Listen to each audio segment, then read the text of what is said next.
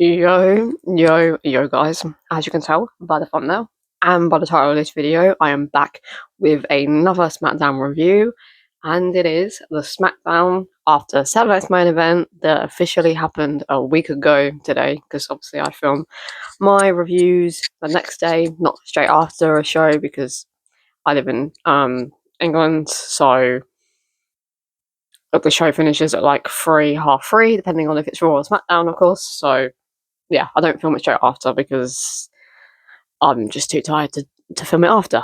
So I do film it the next day. So I will say now that, as you can tell by the thumbnail, I did give last night's SmackDown a 5 out of 5. I have heard a few people, not a lot of people, say that they didn't like SmackDown last night, and I'm like, okay, I guess, of course, well, not I guess, but of course you're valid to have your own opinion on a show, but at the same time, I'm like, in my head, did you watch a completely different show to me? Because SmackDown last night was 10 times better than the past, like, couple of SmackDowns that we've had. Not even longer than that. The past, like, month of SmackDown, I feel that last night's SmackDown was just shocking. Had loads of funny moments. Well, had a couple of shocking moments. Had different type of storylines that we've not really had on the SmackDown roster yet. So I really, really enjoyed SmackDown last night. Like, really enjoyed it. So yeah, I did end up giving SmackDown last night a 5 out of 5. I will ask now, do you agree with me with a 5 out of 5, or do you think it was good but could have been better? So you gave it 4 out of 5, or do you believe it was decent, had some decent moments on the show, so you gave it 3 out of 5, or do you think it was meh, like there was like one or two things that you liked about the show, but it wasn't great, so you ended up giving it a 2 out of 5, or do you believe that this was one of the worst SmackDowns you've ever watched? You'll never go back and watch anything to do with this SmackDown ever again, and you felt it was absolutely dreadful, so you gave it a 1 out of 5. Well, let me know in the comment section down below, because again, as you can tell by the thumbnail, I did give this SmackDown last night a 5 out of 5. We're going to kick straight on with it because I do want to film another video after this. I am going to be doing my early Survivor Series predictions. I wasn't going to film it until Wednesday, but then I started and thought to myself, hang on a minute, I'd be watching two Raws, sorry, and one SmackDown, so I felt like I'd have to watch another SmackDown to then do my prediction on Survivor Series to kind of get a bit more information on who I think would be at Survivor Series. Because obviously I'd only watched one SmackDown but two Raws, so I felt like a bit weird doing the Survivor Series like prediction video before watching another SmackDown. So I've watched like two Raws and two SmackDowns, so I have more, like I said, more information about who potentially could be a part of Survivor Series. But then I was like, waiting another week to film the Survivor Series, I felt like that's going to be too close to Survivor Series, so it won't really technically count as an early Survivor Series prediction video, because it will be literally like by then like a week and a half before the show starts. So show happens, sorry, not start, well, starts, but show happens. I was like, okay, I'm going to film it today, but the Survivor Series video that I'm filming today most likely won't be out. No, actually, it won't be out until Wednesday next week. So I am going to be filming another video straight after this one, but that Survivor Series video will be out on Wednesday next week. So it will be out after Raw happens in a couple of days' time, but I'm filming it before the Raw actually happens. But yeah, anyways, let's kick straight on to what happened on last night's SmackDown. We had a segment with Cody Rhodes, who opened the show last night.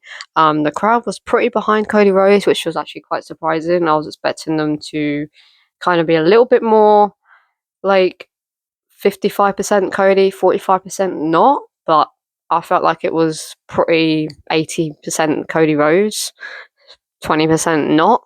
Probably even more than that, actually, to be honest with you, more like about 90% Cody and like 10% not Cody.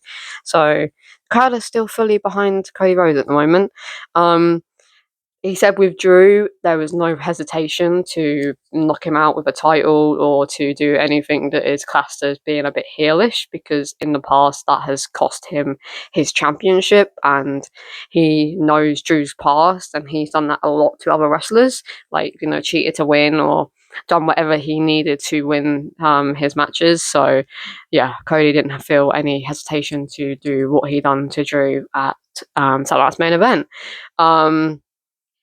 He said, Cody said that he's moving on with Drew, and he said he's going to sit with the crowd to see who's next in line to face him for the championship, or just in line for a feud with him. Doesn't necessarily have to be for the championship, I guess, but it does need to be. But sometimes we can get feuds where the championship's not needed. Like, it's not every time a champion puts their championship on the line in a feud, because sometimes they can have a championship, but sometimes it doesn't need to be on the line for them to have a really good feud with one another. So, yeah, I was a bit like, is Cody actually going to sit with the audience for the whole night, or is someone going to interrupt? And it was the second option.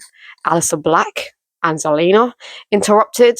I was kind of a little bit expecting it to be Aleister, and in a little tiny bit, because I did hear some like rumors like here and there saying that Aleister's next in line to be WWE champion, or to face Cody for it anyway.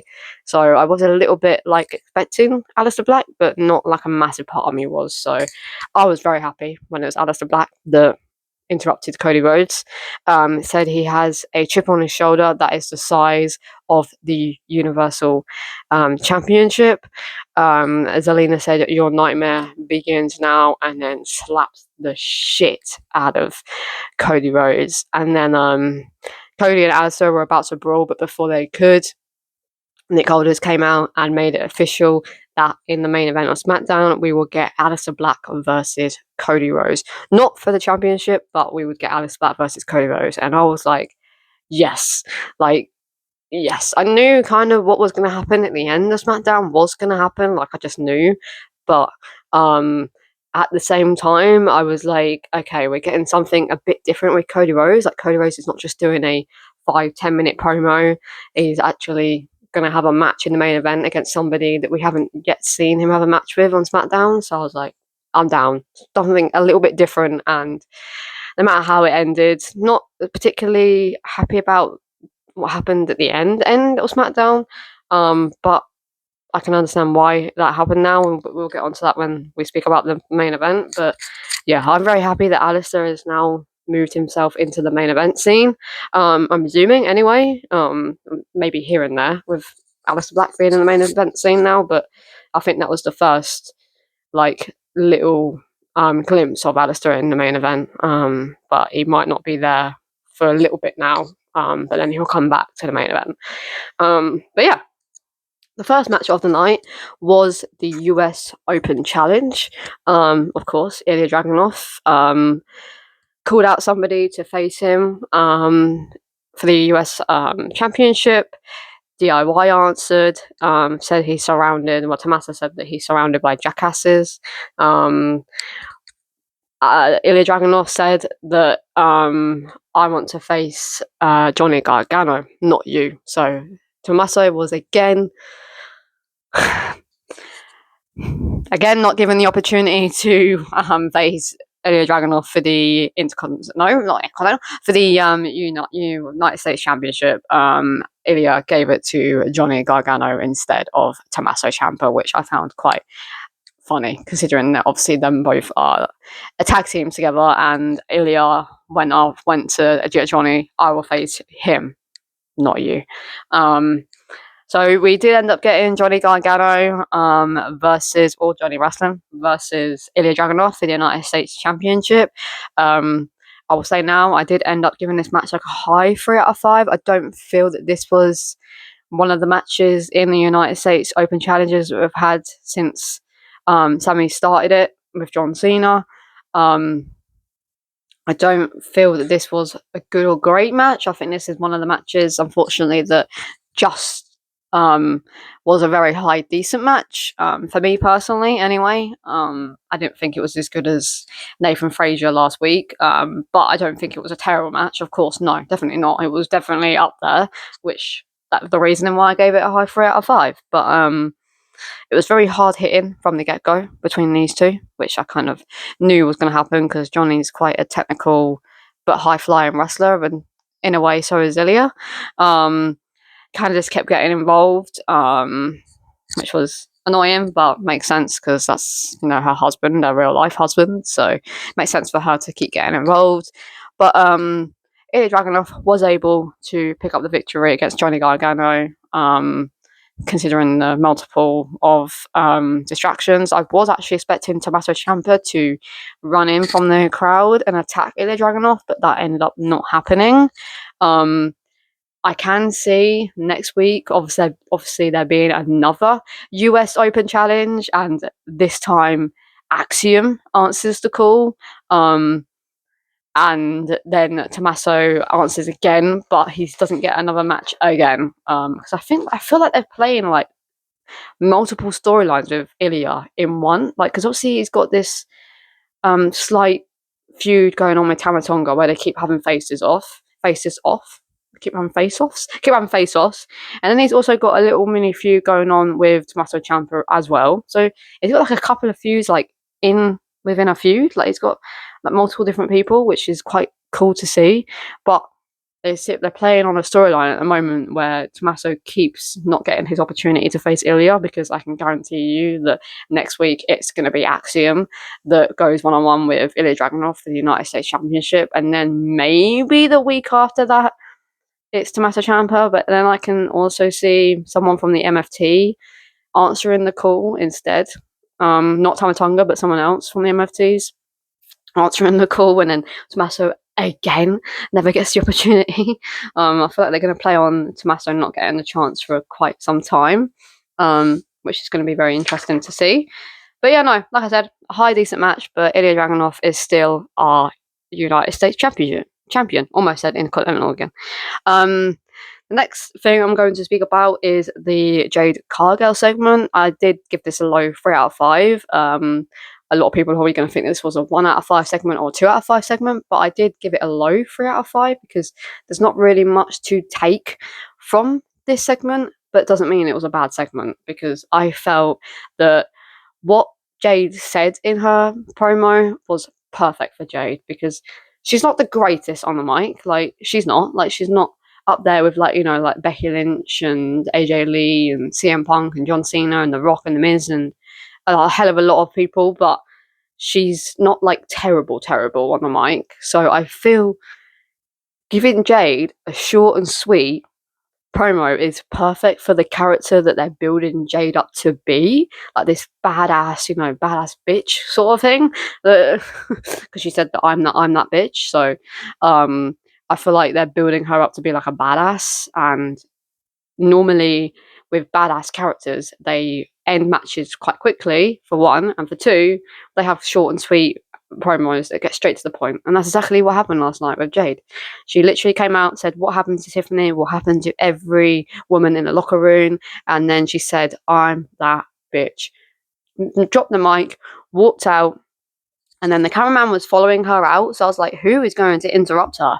Like, is it going to be like a Tiffany? We're going to get Tiffany versus Jade like one more time at Survivor Series? Or is it going to be someone that we don't expect? And it ended up being someone that I wasn't expecting, because I obviously, in that on SmackDown last night, we did get a match between Charlotte Flair and Nia Jax, but I was expecting that to be a little bit on in the night. I wasn't expecting Charlotte to come out as Jade was making her way back to the locker room and to have a face-off with Jade Cargill. Like, I wasn't expecting that, but I am so down for a feud between Charlotte Flair and Jade Cargill in the near future. Probably WrestleMania, if they don't go down the route of doing Jade versus Bianca. But I suppose they could make it a triple threat, if it makes sense.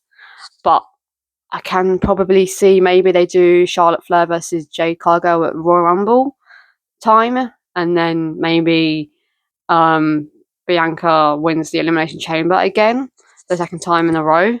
and she goes on to face Jade Cargill at WrestleMania next year. It's a possibility. Yeah, I'm so down for Charlotte versus Jade Cargill, like so down. So that was quite cool to see. We're gonna speak about next. Oh, okay, yeah.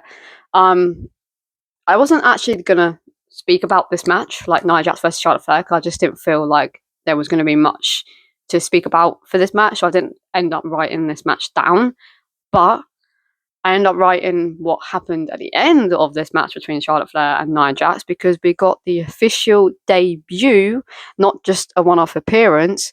We got the official debut of Lash Legend from NXT, has officially moved up to the main roster and is now part of the Smackdown Tag Team division alongside Nia Jax. So Lash Legend has officially joined the Smackdown Women's division, and I'm so down for it, because we need another powerhouse, or not even a powerhouse. We just needed, no matter what type of wrestler they are, we just needed another wrestler a part of that women's division, because we have barely any women's tag teams on. Actually, no, we have quite a few women's tag teams on SmackDown, but we have barely anyone that has the type of power and excitement to go up against Jade. Like, we don't have barely anybody, because Bianca's still injured and still dealing with a finger injury, which is quite shocking that it's lasted this long, but she's still dealing with a severe finger injury. So she's not cleared to come back yet. And then obviously we have Charlotte Flair, but she's part of the tag team division at the moment. But of course she can do a bit of both. She can be a part of the women's championship and the tag team division, but I feel like they're trying to focus on Charlotte being a part of the tag team division at the moment with Alexa, so she's not really in the main event scene. And then obviously Nia was a part of the main event scene, but has now tagged up with Lash Legend. And then obviously Tiffany is on the shelf for a little bit, because I think she's had some like back issues or something. I don't think it's anything to do with her leg. I think it's just she needs some time off. Who else? Like, that's it, I think, for like main eventers for SmackDown Women Division. I can't think of anybody else. I mean, I feel like Zelina could possibly be a main eventer, to be honest with you, because she's incredible on the mic and she's incredible in the ring. So I feel like if they really build up the Zelina heel character and she speaks a lot more, I definitely can see Zelina at some point making her way up to the main event scene. Like, very possible. But we need another woman a part of SmackDown division, and we now have another woman in Lash Legend. I don't think her and Nia are going to be rivals, are going to be a tag for very long. I feel like it's going to be quite a short, like, tag team, like formation. No, tag formation. That doesn't make any sense. They're going to be a short tag team, and I do feel that at some point Lash Legend will turn on Nia Jax, or Nia Jax will turn on Lash Legend. And then they will have a feud on the main roster for a little bit, and then Nia and Lash will go back to the main event scene with, alongside probably Bianca at this point, possibly Charlotte, and then possibly Tiffany as well. So at least we've got 5 people trying to go at the women's championship, and then probably we'll have for the United States scene probably Zelina, Alexa Bliss, Julia, Kiana James, B-Fab, and Meechin, and there's a couple of others that would be a part of the main. Obviously Chelsea Green at the moment, because she's United States champion, being a part of the United States scene. And then we will have obviously Alba Fire and Chelsea Green are part of the tag team division. B-Fab and Meechin are sort of part of the tag team division.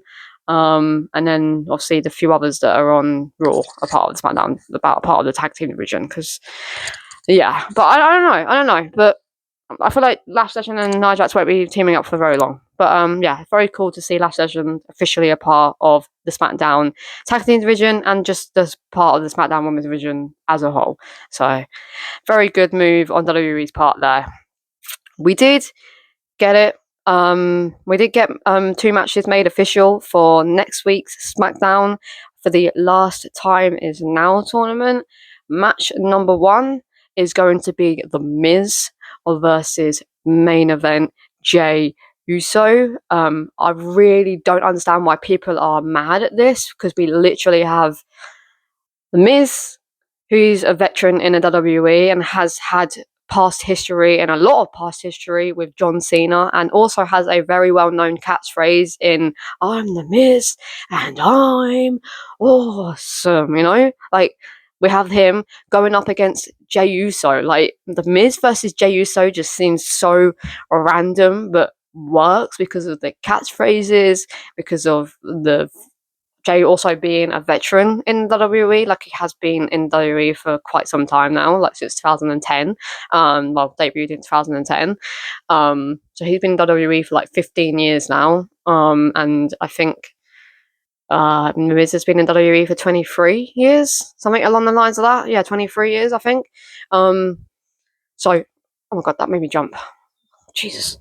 So they're both veterans in WWE. They both have a well-known catchphrase, and it's a very different type of match. Like, the Miz versus Jey Uso is going to look so random and just so bizarre to see them both in the ring in a one-on-one match together. So I don't think they ever had. They probably have in the past, but I'm excited. So I don't know why people are moaning. I think it's because Jay's part of the Last Time Is Now tournament, but he makes a hell of a lot of sense to be a part of it, because he's never had a match with John Cena, I don't think. I know I've had tag team matches with John Cena, but I don't think, no, Jey Uso is definitely not, I never had a one-on-one match with John Cena, so it's cool that Jey's a part of this, and I feel like it makes a hell of a lot of sense for him to be a part of it, so I'm very happy about match number 1. And then match number 2 is LA Knight versus a mystery.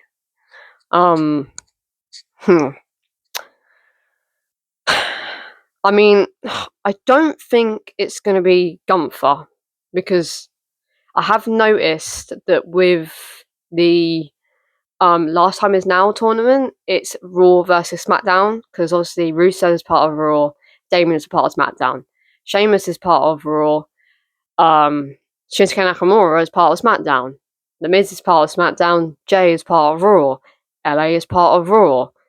So it's going to be somebody either from NXT, TNA, or Raw. SmackDown, sorry. It's not going to be another Raw superstar. And Gunther is a part of Raw. So I don't think it's going to be Gunther. Thank God. Don't think it's going to be Chris Jericho. There is rumours going around that Chris Jericho is signed with the WWE, but I don't know how true that is. So I don't think it's going to be Chris Jericho, but he is more of a possibility than Gunther is. But I actually think it's going to be Joe Hendry, and that's why Nicholas didn't say his name, because if you say his name, he appears, because that's obviously his whole gimmick. So I actually 101% do think that Joe Hendry is going to be the one that goes one-on-one with LA Knight next week on Friday Night SmackDown. So that is my guess and my pick, that it is going to be LA Knight versus Joe Hendry in the Last Time Is Now tournament. And if it is, I'm down. I'm down for both matches. I'm down for both matches. I'm down for all 4 of them, to be honest with you. So far, I'm really enjoying the people that are part of this Last Time Is Now tournament. So yeah, they're the 2 matches that were made official. Obviously, we don't know who officially is going to be LA Knight's opponent, but I can guarantee you it's Joe Hendry. And then we had our second United States Championship match of the night, but obviously this time the Women's United States Championship between Julia, the current United States Champion, versus Chelsea Green. I did end up giving this match a low 3 out of 5 because it was only like 1 minute and like 29 seconds or something like that. It was very, very quick. But I was going to give it a 2, but I ended up giving it a 3 for the unexpectedness of this match, because Chelsea Green is now a 2-time United States champion, because she beat Julia in a roll-up in under 2 minutes. What the actual fuck? What the fuck? Like, crowd was very Team Chelsea, to be honest with you, and Julia was dominating. Then Kiana and Alba decided to get involved, and after Alba got involved by kicking Kiana James, Julia came out to kick Alba, and then Chelsea Green took advantage of Julia being stuck up in the ropes. She rolled her up, put her feet on the ropes for leverage, and was able to pick up the victory, and is our new United States champion, and now is a double champion alongside Ethan Page, because she also won the AAA mixed tag team championship alongside Ethan Page a few days ago. So now she is a double champion and is a United States champion again. What? Like, it clearly just didn't work with Julia. It just clearly, they couldn't figure out what to do with Julia, and it's just not worked as well as they thought it was going to work. Like, that everything, like, things are falling in place and in plan with Stephanie, but with Julia, it's just not working. So I feel like they needed a champion that they know it works with, because the crowd is slightly behind them, but not at the same time. And I felt like Chelsea Green's just perfect for it. But it was so unexpected, so that's why I gave it a 3. Ended up giving it a 3, because I was like, not expecting Chelsea Green to win whatsoever. Like, not even a slight percentage of me was like, oh, Chelsea Green's definitely winning back the United States Championship tonight under 2 minutes. Like, no. So that was very, very unexpected, but I'm here for it. Very, very here for it. So yeah, Chelsea Green is our new United States champion. We also had a funny moment earlier on in the night with R-Truth that I forgot to mention, because R-Truth walked in after Sami Zayn had a segment with Nick Aldis and said that he wants to be a part of the Last Time Is Now tournament. So he said to Nick Aldis, I want my balls, I'm going to want my balls to touch your balls. And then Nicola said, you are already a part of the Last Time Is Now tournament. Your name is already in there. And he was like, I don't want my balls touching your balls anyway. And then walked off. And then Nicola's like, what was that all about? R-Truth is just so good, man. Like, so fucking good. Like, so good. I'm so glad that he's not Ron Killings, this heel character, because the R-Truth we love and adore, and the reason we wanted R-Truth back is for the R-Truth that we get weekly, and this comedy R-Truth. Like, this is the R-Truth that we all love and adore, like I've already said. So I'm here for him being this old character again, you know? He was only a heel because of John Cena being a heel, you know? He wanted to copy his brother. So, yeah, no, that was funny. But another funny thing that happened on last night's SmackDown was, obviously, Alexa was tended to because she was choked out by Lash Legend earlier on in the night when Charlotte went one-on-one with Nia Jax, and Lash Legend attacked Alexa, making her debut into the SmackDown division, SmackDown Women's division. So she was being seen to by the doctor. Charlotte asked the doctor to get Alexa some ice.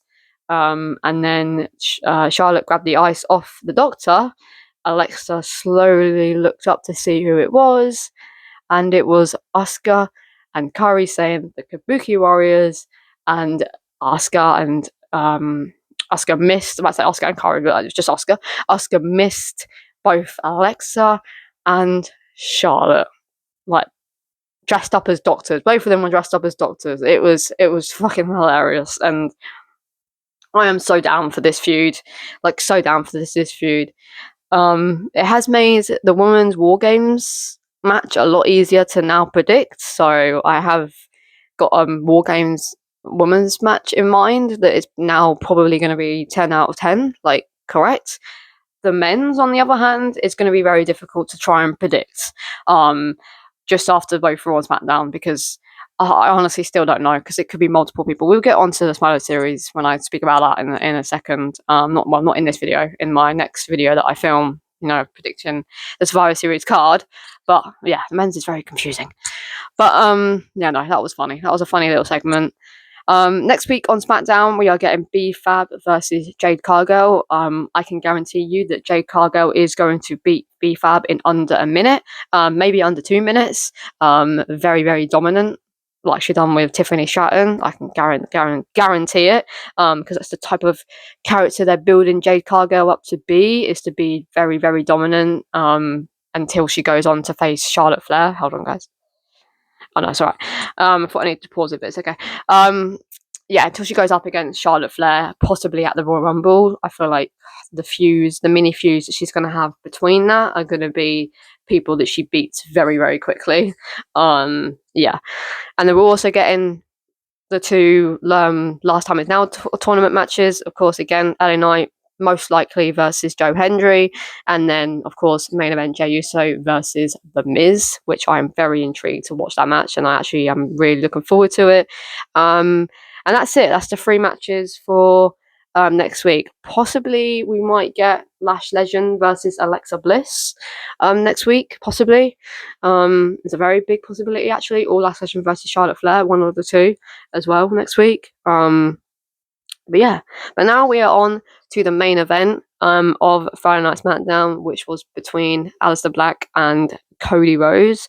I did end up giving this match as a whole a I did originally put this a high 3 out of 5, but I'm gonna change it to a moderate 3 out of 5 because I don't feel that it was on par with the Ilya Dragunov and Johnny Gargano match. I felt like this was a little bit worse, not obviously terrible, but a little bit. I just put mob, not mod, bro. A little bit worse than that match between Ilya and Johnny Gargano. So I have changed it to a moderate 3 out of 5 match. But I felt it was a good main event. Well, decent main event. Sorry, not good. I felt like I was kind of watching AEW because it just felt so weird seeing Aleister Black versus Cody Rhodes in the main event of a WWE show on Smackdown. It just felt really, really, really weird. Hang on, guys. But yeah, like I was saying, I did kind of feel that I was watching an AEW match because it was so weird seeing Aleister Black and Cody Rhodes go 1-on-1 with each other on a SmackDown episode in WWE because I don't think we've never ever had a match with Aleister Black and Cody Rhodes in WWE. Like, no, we haven't. Like, yeah, no, we haven't. No, so that was very, very weird because it did feel like that a little bit. But in a really like good way because it was nice to see those two in the main event of SmackDown because it was so different. Corey mentioning and saying that Aleister Black sees clearly now was very suspicious. Because what do you mean by that, Corey? Because whose song says he sees clearly now? Everything has come to life. Edge. Like, he sees clearly now was a very, very weird statement to use, especially how he made it sound. Yeah. I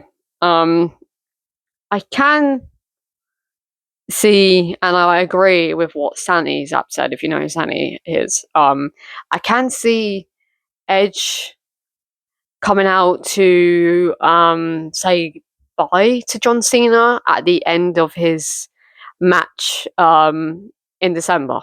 Like, I don't think we're going to get any type of storyline or any feud or anything like that with Edge and John Cena. But I do think that AEW is going to allow Edge and WWE are going to allow Edge to come out and hug John Cena and sort of say goodbye to John Cena. Like a lot of other wrestlers are going to do that. Like, obviously CM Punk, Randy Orton, Rey Mysterio, who else? AJ Styles. Like, a lot of wrestlers are going to come out and say goodbye to John Cena, and I feel like Edge could potentially be one of them.